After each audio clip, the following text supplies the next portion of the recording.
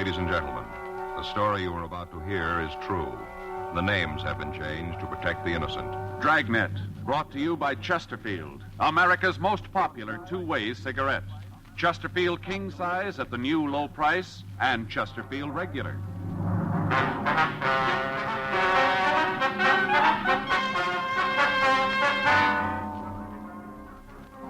You're a detective sergeant. You're assigned to homicide detail. A man has been shot down on a street corner of your city. There's no apparent motive, no lead to the assailant.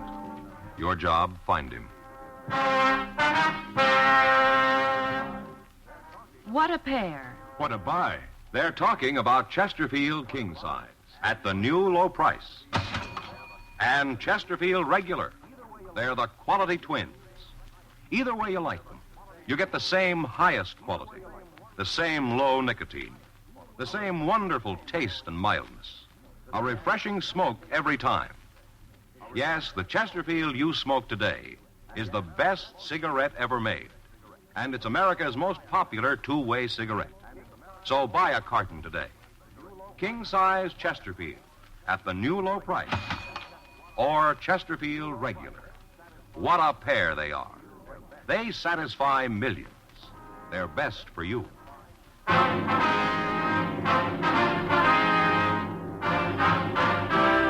Dragnet, the documented drama of an actual crime.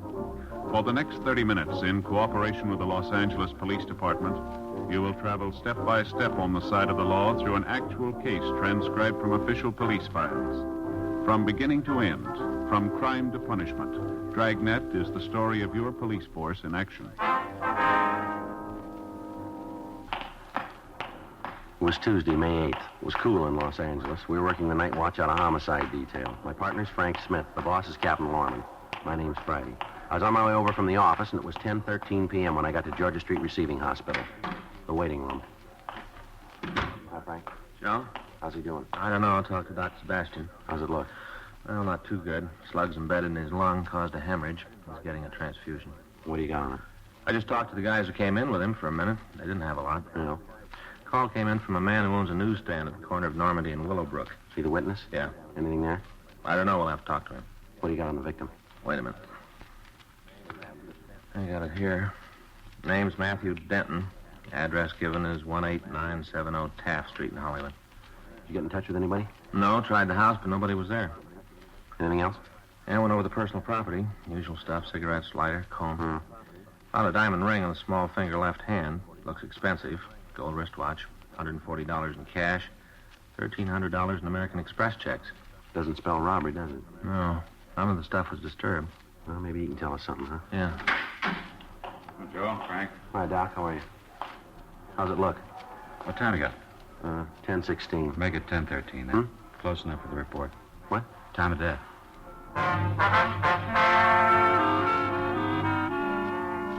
Matthew Trevor Denton, WMA. 31 years, 5'9", 164 pounds, had stopped living at 10:13 p.m. on May 8th. We didn't know who he was or why he died. Before we left the hospital, we put in a call to Denton's address, but we got no answer. We checked the name and description through RI. There was no record on the dead man. At 10:48 p.m., we left Georgia Street and drove over to the scene of the shooting, where we talked to the witness, Andrew Cates. Right over there is where it happened. The bus stop. Uh-huh. I was standing right here. Right here. Mm-hmm. I saw the whole thing happen. Yes, sir. About what time was that, Mr. Cates? Oh, I guess it was 9:30 or so. I see. I was just standing here, and bang, bang, 2 shots. Did you see what led up to the shooting? Well, what do you mean, let up? Well, I mean, did you see what happened before? Oh, yeah, whole thing. Uh-huh. Would you tell us about it? Sure. All right. Go ahead.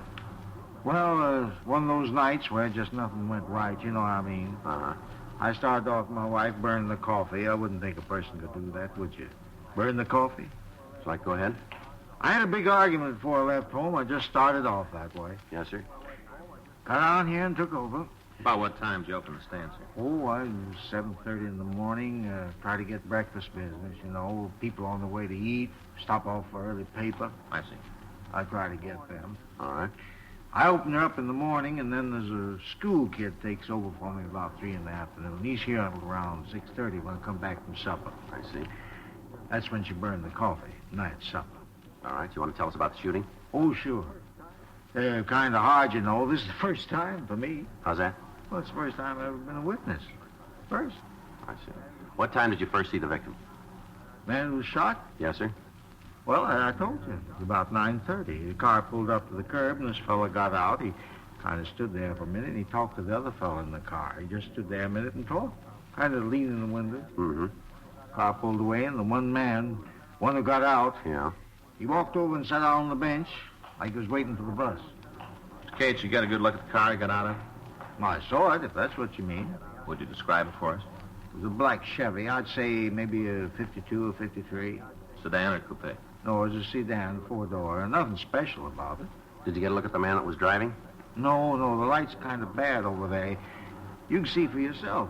The one fellow leaning in the car, I couldn't get a good look. I didn't pay a lot of attention to it anyway. It didn't seem anything to get all concerned about. All right, sir. You want to go ahead?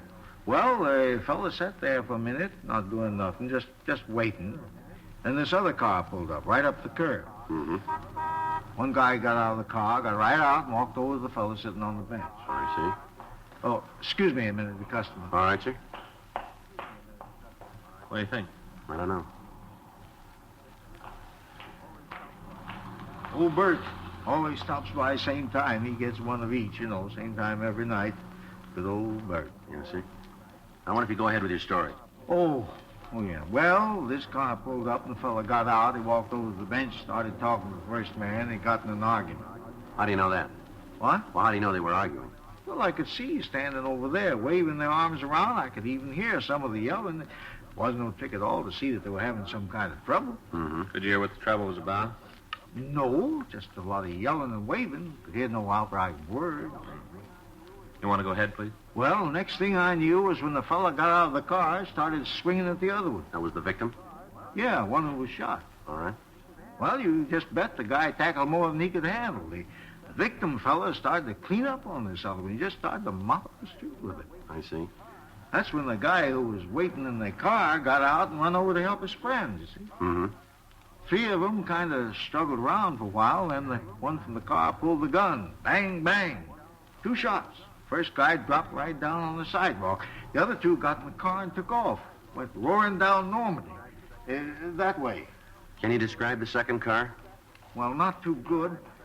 I just got a glance at it. I wasn't paying a lot of attention at first. The time I figured I should take a good look at it was gone. I see. Now, how about the men driving it? What do you want to know? Can you describe them? Not good. Well, if you tell us just what you can, Mr. Cates, it'd help. Sure. First one was a tall, lanky fellow. He didn't weigh much, sort of string bean. Mm-hmm. How tall would you say? Oh, I don't know, close to 6'3", maybe 6'2", round in there. He's a tall one. About how old? 23, 25. I couldn't tell that too good. I see. What about his coloring? Was he light or dark, do you remember? Light, he was blonde. How about his clothes? He had on a pair of jeans. One of them jackets, made out of the same kind of material, rivets like on them. Mm-hmm. Were real tight jeans. Both of them were wearing them. Anything else you can tell us about the tall man? No. Was he the driver of the car? Oh, yeah, he was the one who did the shooting, the tall fellow. Could you see the gun? Yeah, but not good. Do you remember whether it was a revolver or an automatic? Well, it looked like a revolver to me. All right, now what about the other man? He was shorter than the first one. No runt, but, shorter. Guess anybody would look small next to him. About how tall was he? Oh, he's about 5'9", 5'10". Give a couple, take a couple. All right. How was he built? Sort of light, maybe 140. Anything else about the 2 men? Did either of them wear glasses, do you remember? No, not so as I could see. Might have taken them off, before they got out of the car. Might have, but I didn't see them when the fight started. Did either of them use a name that you could hear? I told you before, I couldn't hear anything they said. There's just a lot of yelling when the fight started. All right. Wasn't anything special about the 2 fellas to make them stand out. One tall, the other short. No big reason to remember them. Afraid you got it wrong, mister. Huh? We got a reason.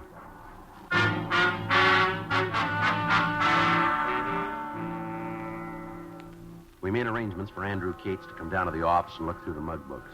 The rest of the neighborhood was checked again, but we were unable to find anyone else who'd witnessed the shooting. While we'd been talking to Cates, a team of detectives from Homicide Detail had gone out to the victim's house. They didn't find anyone at home, but when they spoke to the neighbors, they were told that Matthew Denton's wife was in a hospital. Frank and I checked with her doctor and found out that she was in the maternity ward. He recommended that we delay talking to the woman as long as possible since she was in a weakened condition. From the hospital records, we found that Denton was employed by an advertising agency. We checked with the nurses on duty and found that he'd left the hospital with another man. They gave us a description of him, but they were unable to identify him for us. We asked that they call the office in the event the man returned to the hospital. Frank and I went back to the office and checked out. The next morning, Wednesday, at 8:40 a.m., we were back in the squad room. Yes, sir. You looking for somebody? I'd like to see somebody about this story in the paper. Which one is that, sir? About the shooting last night, corner of Normandy and Willowbrook. All right. What is it you want to talk about? Are you the officers handling the case? Yes, sir. My name's Sterling Hall. I think maybe I can help you out. All right. Want to have a seat, Mr. Hall? Sure here, thing, right here's thanks. fine. Sit right here. Thank you. It's my partner, Frank Smith. My name's Friday. How do you do, Mr. Smith? All right. What do you got? Well, it says here in the paper where Denton left the hospital with the man. It says you're looking for him. That's right. Well, you don't have to look no further. I'm him. You were with Denton last night, were you? Just said that. All right. How long were you together? Till about 9:30. They dropped him off at the bus stand right where he was shot. All right. I wonder if you can start at the beginning and tell us the whole story, will you? Sure thing. Well, you see, I got a lady friend, same hospital as Denton's wife. I was over there last night to say hello. I brought her a box of caramels and said hello. Uh-huh. But I was on my way out the place, and I stopped off for a cup of coffee in that little old shop they got there. You know, where they has the gifts, books on what to name the baby and all. Yeah, I know it. Well, I was having a cup of coffee, and this here Denton come in. He wanted to buy a little plant for his wife. They just had a baby, wanted to send her something. I see. Now, we got to talking and I had a cup of coffee. It turned out he didn't have his car, so I asked him if I could give him a ride home. He was kind of nervous and all, new father. Yes, sir. We left the hospital, and he said it wasn't necessary for me to take him all the way home. Said for me to just drop him off at the bus stand. Told me there was one right near his house. All right. Well, on the way, we was following this car, and all of a sudden it stops. No signal, nothing, just slams on the brakes, and we rammed into it. Well, didn't hardly do no damage to the other car. Broke one of my headlights is all, but didn't hurt the other car at all. I see. Go Now, ahead. two fellers got out, and they walked back, and they started a little ruckus. Said we was speeding and driving reckless, all that kind of stuff, real loud. And this Denton, he'd tell them to shove off. Said their car wasn't hurt at all, and said not to make a big thing out of it. He told them it was their fault anyway. Were you still in the car? No, we got out to see what damage had occurred. I see. Now, these two guys started to get rugged now, like they wanted to start some real trouble, and Denton said if they wanted to make a problem out of it, the thing to do was to call the cops and make a complaint. What'd they say to that? Nothing, just said to forget it, and then they got in the car and shoved off. Mm-hmm. Now, I didn't see him again, but I got to thinking about it this morning when I saw the story in the paper. You think it might have been one of them two who shot Denton? Well, we don't know, sir. Can you give us a description of the men? Sure thing. Now, one of them was real tall. The other one was about my height. It'd be about 5'8". 5'8" and 3/4. All right. Can you give us a description of the car? Yes, sir. It was a light blue Ford. One of them new ones, you know, with the plastic on top. Yes, sir. I took a good look at it. Matter of fact, I kind of thought there might be some trouble about the accident. I didn't want to be out on a limb with my insurance company, so I made sure. Yeah. I got the license number.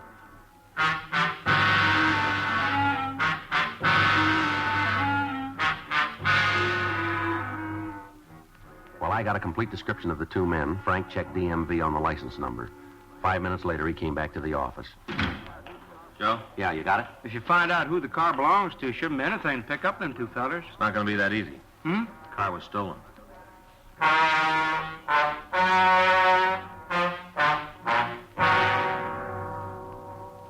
Before Frank and I left the office, we made arrangements for Sterling Hall to check the mug books in the hope that he might be able to identify the suspects. At 11:20 a.m., we drove over to talk to the registered owner of the stolen car. He told us that the vehicle had been taken from a parking lot the day before and that he'd made an immediate report on it to the police. Additional broadcasts were gotten out on the automobile and on the suspects. That afternoon, we drove over and talked to the victim's wife. She told us that the money and the express checks Denton had been carrying were for the payment of the hospital and the doctor bills.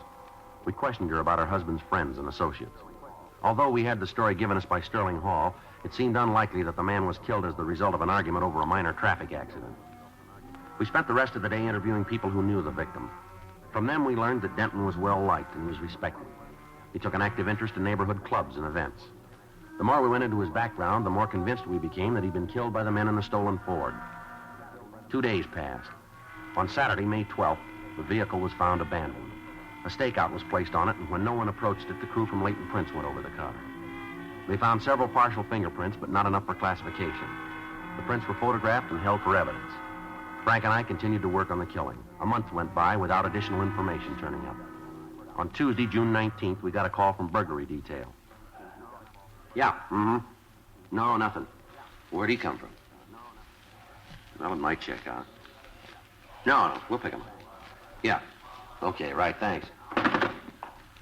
Mac over in burglary. Yeah? He says they just picked up a guy for receiving. Uh-huh. Tried to make a deal.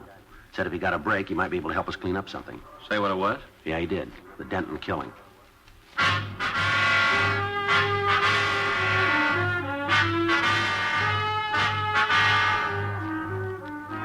We left the office. We went over to room 45. We talked with the officers who'd picked up the suspect. They told us that they found a large quantity of stolen automobile supplies in his possession. We took him to the interrogation room for questioning. For almost an hour, he remained silent. How about it, Keneally? Gonna give us a hand? Keneally? All right, come on, stand up. Let's go. Giving up, huh? No, we'll be back. Where you taking me? Back to burglary, and they can book you. Main jail? Yep. But you guys are all through with me, huh? Yeah, for now. We'll talk to you again. Well, you won't get any more. Tell me something, will you? Why? A little while ago, you said you knew something about a killing. Now you shut up and won't give us the time of day. Why? I told that other cop if I got a break, you get one. You know we can't make deals. No, that's going to cost you. You're going to take an installment. How do you figure that? You said you knew something about Matthew Denton's murder, isn't that right? I don't remember that far back. We do, and we can prove you did. You're up on a receiving rap now. That's bad enough. But if we can tag you with holding information, we'll make you as an accessory after the fact. You mean you'll try? I think we'll make it. Well, from here, it's got another color. Well, let's see how it comes out, huh? Come on, let's go. Down this way. I know. What's a tab for being accessory? 5 years. Okay, let's go back. Huh? I'll tell you all about it.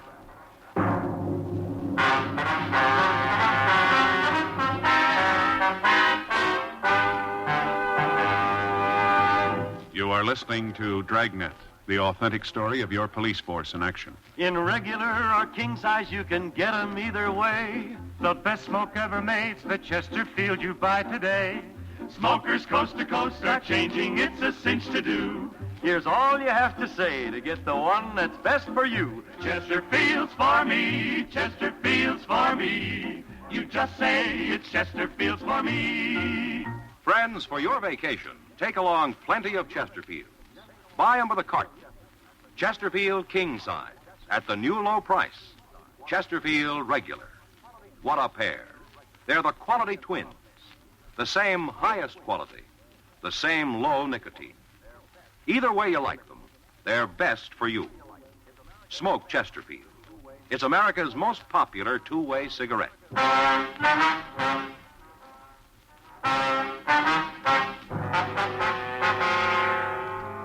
We returned Harold Keneally to the interrogation room. We put out a call to Gene Bechtel to come and take a statement. Keneally asked that we send out for some coffee for him. Frank went down the hall and brought back 3 cups. After he'd finished his, Keneally leaned back. It's good coffee. Strong. I like it that way. Yeah, well, now that you've had the clatch, let's start the story. What do you say? Sure. What do you want to know? Who are the 2 men? I don't know. Now, you're going to start this all over again, are you? I'm giving it to you on the line. I don't know who they are. What do you know about them? Not much. A couple of guys are doing pretty good with radios.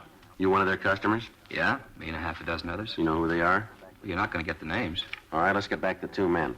Why do you think they had something to do with Denton? Well, about 3 weeks ago, they was in my place, had 5 new radios, the kind with the bar to pick the stations, you know, like the new CADs. Yeah, I know. I had 5 of them, want to turn them over. Yeah. The price they were asking was way out. I told them so they'd have to find someplace else to drop them. All right. Told me there was a beef, they had to get out of town, so they needed the money to swing it. That still doesn't add up to Denton's killers, does it? Well, it will. All right, come on, tell us. Well, I went out of the office for a couple of minutes, told them I had to make a phone call. Yeah? I got a mic hidden in the room, found out it helps in business once in a while. I turned it on and listened to the guys talk. Go ahead. They were yakking about some guy that got shot. The big fellow was saying there was no other way to handle it, so that he didn't like it either, but there just wasn't any other way. Big thing then was to get some money and just beat town. Mm-hmm. I waited outside for a couple more minutes, but they didn't say anything, so I went back in. I told them I couldn't swing the radio deal. What'd they do then? Well, they said they had to dump him someplace. If I couldn't take him, they'd find somebody who would. Told them to go ahead. What do these guys look like? A couple of bums, one tall, the other short, wearing those jeans with the coats made out of the same cloth, you know. You had dealings with them before? Yeah, a couple of times. You know their names? No. All I know is the big one's called Dusty. I don't know the last part. How about the other one? Nothing there. Anything else about them?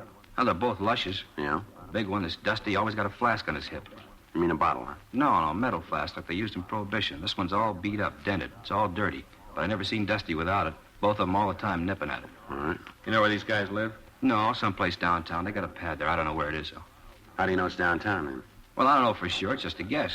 Did you ever hear either one of them say anything about a job? Not those two. They never done a day's work in their lives. The only thing they're good at is lifting radios. They wouldn't work steady if stealing was legal. That all they take, radios? All I've ever seen. Guess they got a gimmick.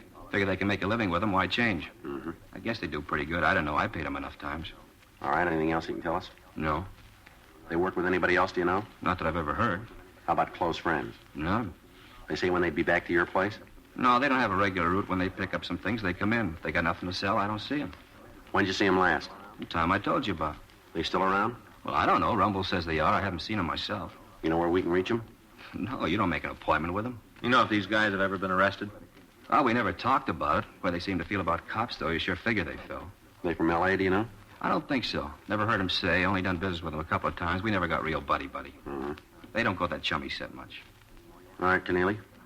Anything more you want to tell us? I guess that's it. All right, come on. Why don't you check the books? Yeah. Hey, can you spring another cup of that coffee? It's sure good. About the best I ever tasted. Hey, wait a minute. Yeah? There's one more thing about the guys you're after. All right. Take it easy with them. Like I told you, they're both lushes. I think they're off their rockers. Yeah, we'll watch it. Well, you better. They're packing heavy. Yeah. Any way you slice it, they're loaded.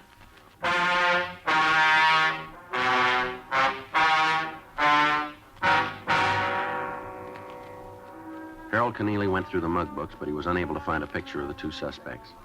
The name Dusty was checked through the moniker file without result. Information was forwarded to George Brereton up at CII Sacramento, and a supplemental APB was gotten out. We spent the rest of the day with officers from burglary detail going over reports. We found that they'd been working on a string of car radio thefts for the past several weeks. When we compared notes with them, it seemed more than possible that their two suspects were the same men we wanted for the killing of Matthew Denton.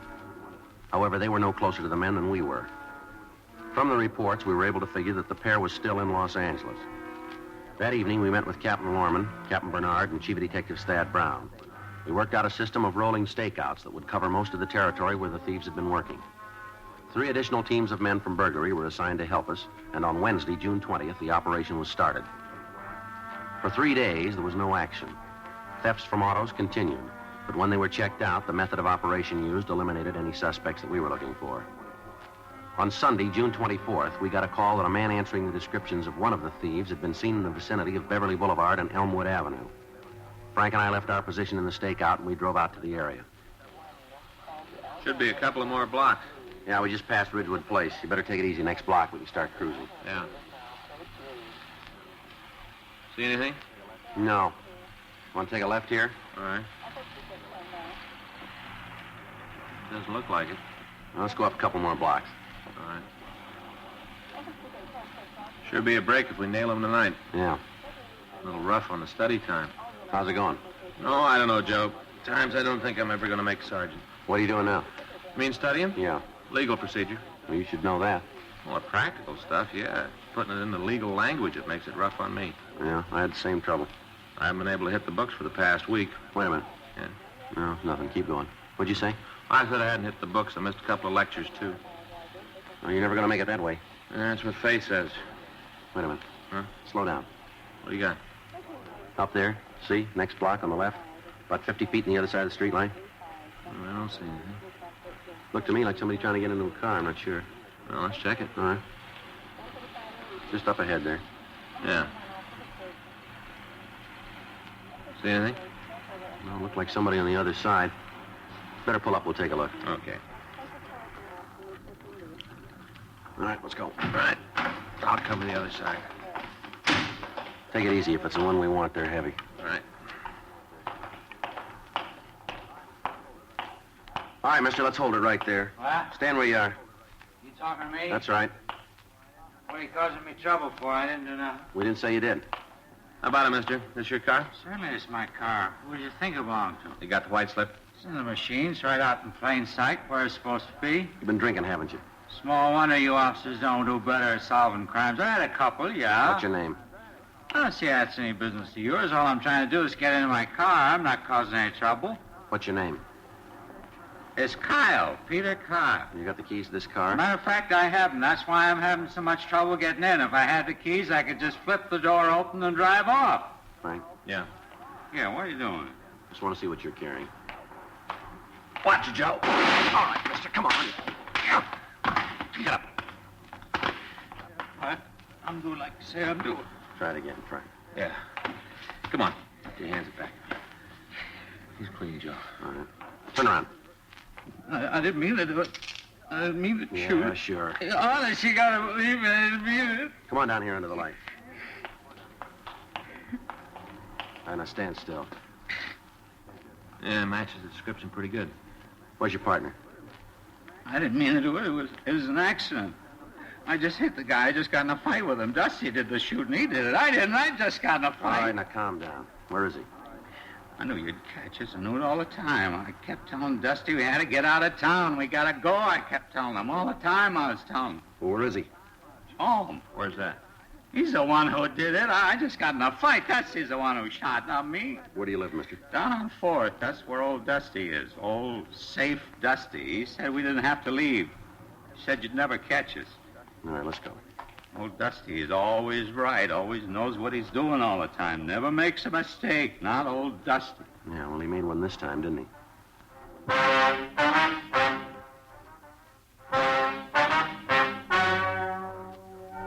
The story you have just heard is true. The names were changed to protect the innocent.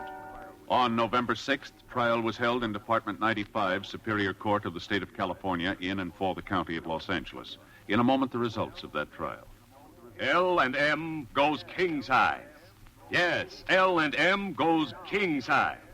Now, L&M is king size as well as regular. Both have the same low price.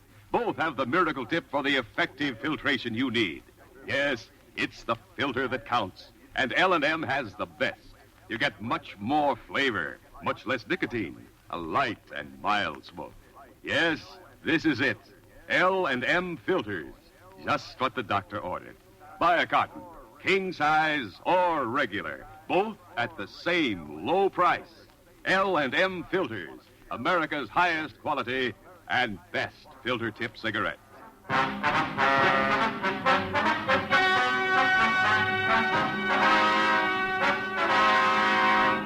Peter Gregory Kyle and Jesse Haywood Poole were tried and convicted of murder in the second degree and petty theft, 18 counts. They received punishment as prescribed by law. Petty theft is punishable by imprisonment for a period of not more than 1 year in the county jail. Second-degree murder is punishable by imprisonment for a period of from 5 years to life.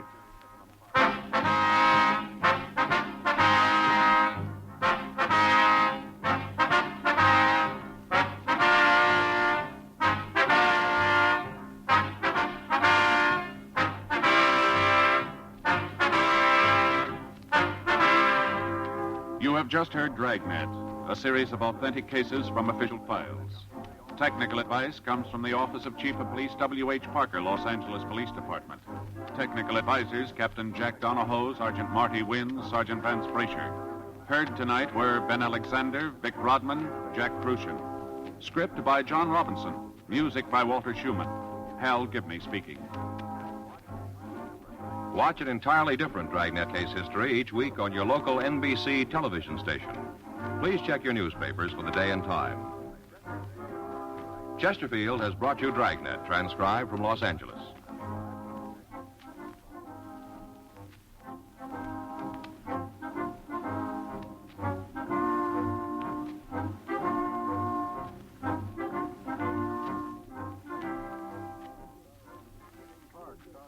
Dane Clark stars in Crime and Peter Chambers tonight on the NBC Radio Network.